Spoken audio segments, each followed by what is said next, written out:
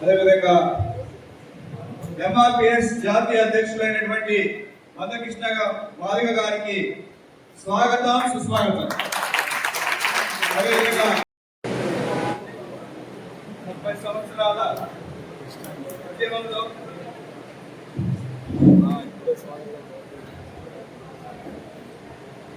అలుపెరగని పోరాటంలో ప్రభావితం చేయబడి రక్షణ పొందినటువంటి మనల్ని ఇంకా ఈ సమాజం వివక్షలో మనం ఉంచుతుంది. ఇప్పటికైనా మనం అన్న చెప్పినట్టు ఆర్సీఎం అని లేకపోతే క్యాథలిక్స్ అనో లేకపోతే ప్రొటెస్టెంట్స్ అనో వివిధ డినామినేషన్ గా ఇంకా విడిపోయి ఉంటే, కలిసి ఉంటే కలదు సుఖం, కలిసి ఉండకపోతే అది మనకే నష్టం. సహోదర ఐక్యత ఎంతో మనోహరం, ఒకవేళ లేకపోతే మనకే అది మనోహరం కూడా వికటించబడుతుంది.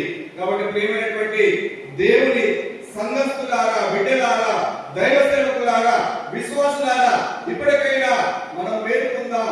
స్వేచ్ఛ, మత స్వేచ్ఛ మనం కూడా బోధిస్తుంటాం సువార్తలలో. మార్గమని, ఇది మార్గమని మన బిడ్డల్ని రక్షణ పొందిన వాళ్ళకే చెబుదామా? ఇతరులకు కూడా అది అర్థమయ్యేటట్టు చేద్దామా? కాబట్టి ఈ కులమైనటువంటి అంచులో దళితులని వివక్షలో ఉంచడం ఎంతవరకు సబబు? కాబట్టి దీనికోసం అన్న 3 పాయింట్లు చెప్పినాడు. న్యాయమైన పోరాటం, అదేవిధంగా రాజ్యాంగబద్ధమైనటువంటి పోరాటం, శాంతియుతమైనటువంటి ఉద్యమమైనటువంటి పోరాటం. జరుగుతున్నటువంటి వివక్షతను విజయరాజు గారు మరి 1960లో ఓపెన్ చేశారని ఇప్పుడు చూస్తున్నారు. కానీ మొన్న సుప్రీంకోర్టు తీర్పు ఎప్పుడైతే వచ్చిందో అప్పటి నుంచి వాళ్ళది అందరిలో ప్రాక్టిపోయింది. అది అన్నగారు స్టేట్మెంట్ చూసినాక అందరు ఎవరికి వారుగా అప్పుడు మనం అనుకుంటాం దళితులకు మరి ఇంత ఉందా చెప్పుకోవడాక మేము క్రైస్తవులు చర్చిలో పోకుండా అయిపోతున్నాము అనుకున్నాం. కానీ లోపల ఇంత కుట్ర జరుగుతున్నది ఇప్పటిదాకా ఉంటుంది. కానీ ఆ ఇష్యూను మరి అన్నగారు భుజం మీద వేసుకున్నాడు. చాలా 200 పేజీలు రిపోర్ట్ తీసుకొని బాలకృష్ణ గారికి ఇస్తే అన్నగారు కూడా తెలిసింది ఎప్పుడని వారు ఎప్పుడైనా వ్యతిరేకత రిపోర్ట్ వస్తుంది ఆయన అని చెప్పి అన్నగారికి వేయించారు. కానీ అన్నగారికి ఆ రిపోర్ట్ తిరగొట్టడానికి అదే సుప్రీంకోర్టుకి మనం తీర్పు చేయించడానికి అన్నగారికి మనం అన్నగారికి బలం చేస్తే తప్ప వారిని విచారించడం చేయడానికి అన్న వెనుకాడని చెప్పి నేను విశ్వాసంతో నమ్ముతున్నాను. ఎందుకంటే వారు చేసినటువంటి పోరాటాలు ఒకటి కాదు 2 కాదు ఇలా ఆయన వారు చేసినటువంటి పోరాటంలో ఫలితాలు అందుకుని ఫలాలు అందుకున్నటువంటి వారి సంతోషంగా ఉన్నారు. మరి వాళ్ళ దళిత క్రైస్తవులు కూడా ఆ విధంగా ఉండాలంటే అన్నగారికి మనం అంతా అండగా ఉండాలి. ఇవాళ వారు పిలిపిస్తే దిగ్బంధం జరగాలి, రాష్ట్రం దిగుబడులు ఆడాలి. ఆనాడు రాజశేఖర రెడ్డి గారు మరి అన్నగారు ఇచ్చినటువంటి ఈ ఆరోగ్యశ్రీ కార్డు మీద పోరాటం చేసి పిలిపించినాడు. రాజశేఖర రెడ్డి గారు ఎంతో వృత్తులు చేశారు, అయినా కూడా ఎక్కడ కూడా చేస్తారు. అదే జగ్జీవనరావు బొమ్మకాడ రాత్రి తెల్లంగా నిలవాళ్ళు జనాలు తీసేసి దిగ్బంధం చేస్తే తెల్లారి గవర్నమెంట్కి వచ్చి రాజశేఖర రెడ్డి అన్నగారి కాళ్ళకి ఆ ఆరోగ్యశ్రీ పథకాలు ప్రకటించారు. ఇది కాబట్టి ఏది ఏమైనా ప్రభుత్వాలు ఏది ఏం చేసినా అన్నగారు పోరాటంలో దిగొస్తాయని చెప్పి నాకు ఆ నమ్మకం అన్ని మా మీటింగ్లో కూడా చెప్పాను. అన్న ఏది ఏమైనా కాకపోతే కొద్దిగా ఆలస్యం అవుతుందేమో కానీ పోరాటం అన్న తీసుకుంది కాబట్టి ఈ విజయం మన వైపు వస్తుందని చెప్పి నేను నమ్మినటువంటి వాళ్ళు నేనొకటి. కాబట్టి ఏది ఏమైనా ఒకటే అన్నగారు పిలుపు మనం ఎదురు చూడాలి. ఇది చేయకుండా ఏదో వస్తాయి అని అంటే తప్పు. ప్రార్థన చేయండి, రాష్ట్రాల్లో ప్రార్థన చేయండి, భారతంతో పాటు పోరాటాన్ని కూడా సహకరించండి, అన్నగారికి అండదండగా ఉండండి. ఆ విజయాన్ని సాధించి తీసుకొచ్చి మన చేతుల్లో పెడుతున్నారనేది నాకు ఆ విశ్వాసం ఉంది. అన్నగారు చేసిన పోరాటంలో ఇది లెక్క కాదని చెప్పి నేను అనుకుంటున్నా.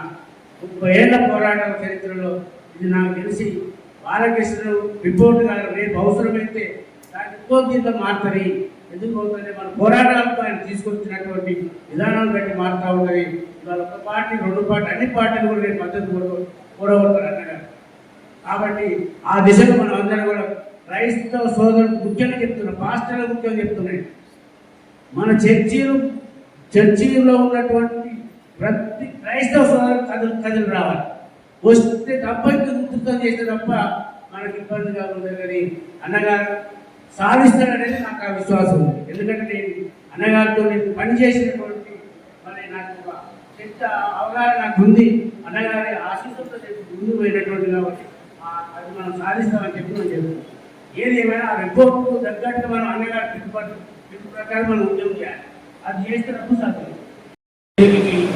నల్లగొండలో ఏర్పాటు చేసినటువంటి సమావేశానికి ముఖ్య అతిథిగా విచ్చేసినటువంటి మన అన్నైనటువంటి మందకృష్ణ మాదిగ గారికి క్రైస్తవులందరి తరఫున చేతులెత్తి నమస్కరించి వారికి పేదాభివందనం చేస్తున్నాం.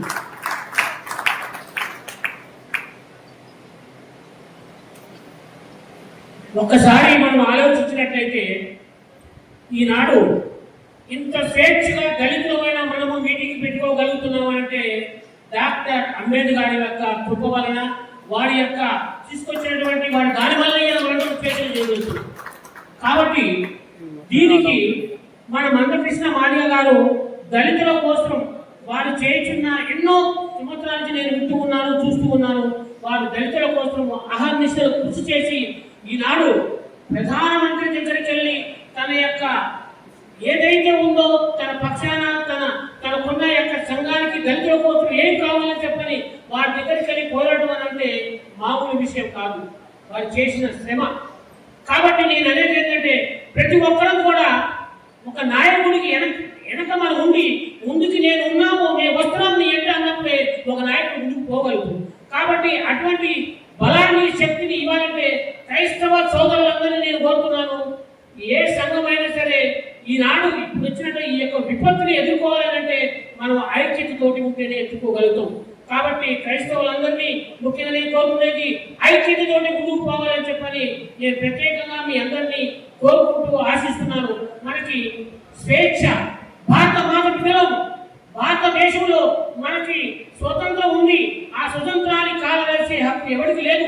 కాబట్టి ఆ స్వతంత్రం కోసం మనం ముందుకు పోవాలని చెప్పని మరి నేను కోరుకుంటూ, అన్నగారికి సేవాగుణం ఈనాటికి వారు ఏ పార్టీలోనైనా ఎక్కడనైనా ఒక ఎమ్మెల్యేగా, ఎమ్మెల్సీగా ఇంకా ఏదైనా చాలా వచ్చి ఉండొచ్చు, వారికి ఇటువంటి అవకాశాలు వచ్చి, కానీ తన ప్రజల కోసం సేవ చేయాలని దృక్పథంతో పోయింది. కాబట్టి అన్న, మీరు మా క్రైస్తవ బిడ్డలకి మీరు మాకు ఏదైతే ఉందో దళిత క్రైస్తవులకి మీ పూర్తి సహకారం మాకు అందియాలని మీ వెంటనే ఉంటామని కోరుకుంటూ, మరి మండల స్థాయి నుంచి జిల్లా స్థాయి నుంచి అందరం కూడా మెమోరాలు ఎంఆర్ఓకి ఇవ్వాలి, జిల్లా స్థాయిలో కలెక్టర్కి ఇవ్వాలి. అదే రీతిలో మన మంత్రివర్యులు కూడా మా యొక్కటి అని చెప్పి వారు కూడా భాగస్వాములు కాబట్టి వారికి కూడా మనం ఈ విధంగా యావత్తు తెలంగాణ ఆంధ్ర రాష్ట్రం చేసినప్పుడే అక్కడ వాళ్ళకి ఢిల్లీ వాళ్ళకి తెలుస్తుంది. కాబట్టి మండల స్థాయి నుంచి జిల్లా స్థాయి నుంచి చేయాలని చెప్పి కోరుకుంటూ నాకు ఈ అవకాశం ఇచ్చినందుకు ధన్యవాదాలు తెలియజేసుకుంటూ సెలవు తీసుకుంటాను. స్వతంత్రం రాకముందు కుల వివక్షత ఈ దళిత క్రైస్తవులపై ఉన్నదని ఆనాడే గ్రహించి వాళ్ళు ఒక రిపోర్టు మన ఇంటెలెక్చువల్స్ ఆఫ్ ఇండియా వాళ్ళకు సబ్మిట్ చేశారు. వీళ్ళు చండాలులు కాదు అంటే, భారతదేశంలో ఈ వేదిక్ లిటరేచర్లో, సంస్కృతంలో మనుస్మృతిలో ఒక అక్షరం ఉన్నది. ఆ మనుస్మృతిలో వీళ్ళు మన దళితులని అంటే మాదిగ మాలలని క్రైస్తవులని వీళ్ళు చండాలులు అంటే హీనమైనటువంటి జాతి, అసలు మనుషులు కాదు, పశువులు కాదు, అతి భయంకర పదాన్ని వీళ్ళు మన మనుస్మృతిలో మెన్షన్ చేశారు.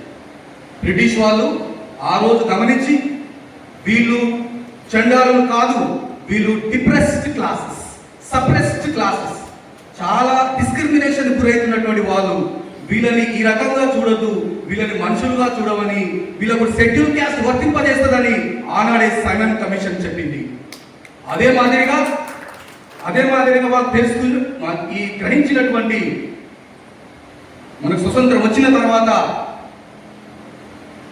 మనకు భారతదేశానికి 1950లో India came into constitution.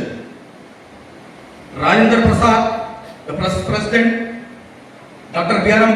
Ambedkar is the architect of Indian Constitution. Nehru is also the first President of India, Prime Minister of India, sorry. And V.N. Rao is also one of the person in drafting Constitution. And Vallabhbhai Patel is also one of the person to make Indian nation building. వీళ్ళంతా ఒక అగ్రకులానికి సంబంధించిన వాళ్ళు. వీళ్ళు అంటే I'm Indian, I love my India, I have a right to express my feelings. Article 25 ప్రకారం ప్రతి ఒక్కరికి స్వేచ్ఛ ఉన్నది భారతదేశంలో. మనకు స్వేచ్ఛ లేదని కాదు, ఉన్నది కానీ పోరాటం చేస్తలేము. స్వేచ్ఛ ఉన్నది కానీ పోరాటం చేస్తలేము. కాబట్టి 1950లో ఈ కాన్స్టిట్యూషన్ చేసినప్పుడు ఈ presidential order, president of India ఎవరు? President of India. ఆయన ఏం చేసిన, ఆయన టైంలో 1950లో సిక్కులకు అంటే ఒక ఆర్డినెన్స్, ఒక పార్లమెంట్ ఆర్డినెన్స్, ప్రెసిడెంట్ రూల్ తీసుకొచ్చి 1950లో ఆర్టికల్ 341 ప్రకారము ఈ సిక్కులు ఎవరైతే ఉన్నారో, బౌద్ధులు అయితే ఎవరైతే ఉన్నారో వాళ్ళు షెడ్యూల్ క్యాస్ట్ సంబంధించిన వాళ్ళు వీళ్ళకి రిజర్వేషన్ వర్తిస్తుందని చెప్పింది. అంటే ఇది కాన్స్టిట్యూషన్ లా కాదు, ఇది it is an amendment. It is an amendment. చట్టసభలో సవరణ చేయొచ్చు, ఈ సవరణ చేస్తారు. కాబట్టి ఆ సవరణ చేయించే కెపాసిటీ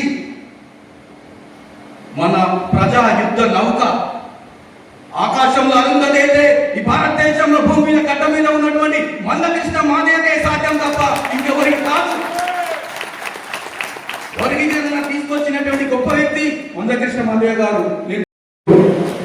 దళితుల యొక్క ఆశాజ్యోతి అయిన మందకృష్ణ మాదిగ గారికి, అలాగే all India Christian federation founding president Gaddapati Vijayaraju గారికి, వేదికపై ఉన్న దైవజనులకు, చేరువచ్చిన మీ అందరికీ ప్రభువైన యేసుక్రీస్తు నామములో నా యొక్క శుభాభివందనాలు తెలియజేస్తున్నాను. మరి మీరందరూ హర్షించిన రీతిగా గొప్ప నాయకుడు మన హక్కుల కోసం నిరంతరము ఆకలి తప్పిలి తినకుండా తన రక్తాన్ని చెమటను రక్తముగా మార్చి 30 సంవత్సరాలు పోరాటం చేసిన మహానాయకుడు మన ముందు ఉన్నప్పుడు నాలాంటి వాళ్ళు మాట్లాడడం అది యోగ్యమేది కాదు. కానీ అన్న పెద్ద మనసు చేసుకుని సభా మర్యాదను గౌరవించుకొని హెచ్చరించాడు. చూసారా, ఇంకా పెద్ద మనసు చేసుకున్నాడు అన్న. అందుబట్టి అన్నకు హృదయపూర్వకమైన ధన్యవాదాలు తెలియజేస్తూ, కారణం ఏంటంటే దళితుల హక్కుల కోసం పోరాడుతున్న మనమే మన మధ్యలోనే మన హక్కులు కారాసుకున్నప్పుడు అలాంటి మానవుడు కూడా ఊపోలేదు. కనుక ఇది మనం ఎప్పుడు గ్రహించాలి. అలాంటి నాయకుడు ఉన్నప్పుడు నిజంగా ఒక ప్రశ్న మనకు రావాలి. వాస్తవానికి మందకృష్ణుని ఒక కులానికి పరిమితం చేసిన సమాజము మాదిగల హక్కుల కోసమే పోరాడుతున్న నాయకుడిని మరి మాదిగల హక్కులు సాధించిన తర్వాత మరో ఉద్యమం చేపట్టవలసిన అవసరం వ్యక్తిగతంగా ఆయనకి ఏమున్నది? Is there any selfishness to Mandakrishna Madiga గారు? ఎందుకంటే ఆయన మాదిగల హక్కుల కోసము 30 సంవత్సరాలు అనేక ప్రభుత్వాలతో, నాయకులతో పోరాటం చేశాడు. అది విజయవంతమైంది. కానీ ఏ స్వార్థం లేకుండా నిస్వార్థంగా గ్రహించవలసిన క్రైస్తవ లోకం పార్టీలకు మరి డినామినేషన్ భేదం లేకుండా ఆలోచించవలసిన విషయం. ఆనాడు బహుశా ఎంఆర్పిఎస్ ఉద్యమం ప్రారంభించిన రోజు పిడికిన మంది ఉండొచ్చు. ఎన్నో అవహేళనలు, అపహాస్యాలు, ఎన్నో అవమానాలు ఎదుర్కొన్న ఆయన పోరాట దీక్ష వదిలికుండా పోరాడాడు. ఈరోజు క్రైస్తవుల కోసం ఒక నాయకుడు ముందుకు వచ్చాడు. మన తెలుగు రాష్ట్రాలలో, ఇక I can say south India కానీ భారతదేశంలో ఇప్పుడు అన్నగారు చెప్తున్నారు, కమిషన్ వేసిన కమిషన్ చైర్మన్కే మన పట్ల ఒక వివేక్ష ఉందనే విషయము మనకే తెలియదు. అన్న వెళ్ళి ఢిల్లీలో 2.5 గంటలు అతనితో మాట్లాడి ప్రపంచానికి మీడియా ద్వారా తెలియజేశాడంటే మనం పోరాడవలసిన అవసరం ఎంతైనా ఉందనే విషయాన్ని తెలియజేయడానికి మన ముందుకు వచ్చిన నాయకుడు మందకృష్ణ మాదిగ కనుక ఇకనైనా క్రైస్తవులు మేలుకోవాలి.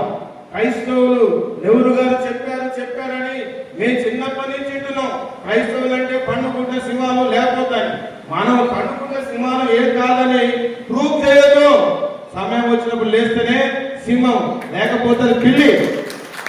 మీ మీదికి ప్రాణం వస్తున్నప్పుడు నువ్వు పడుకుంటే చాచాలు ఎవరు చెప్పాడని పుస్తకాలలో పెద్దలు చెప్తున్నాం. ఇంత పెద్ద సమస్య మన ఇంటి ముందు ఉన్నది, ఇంత పెద్ద సమస్య మన ప్రాణం మీద ఉన్నది.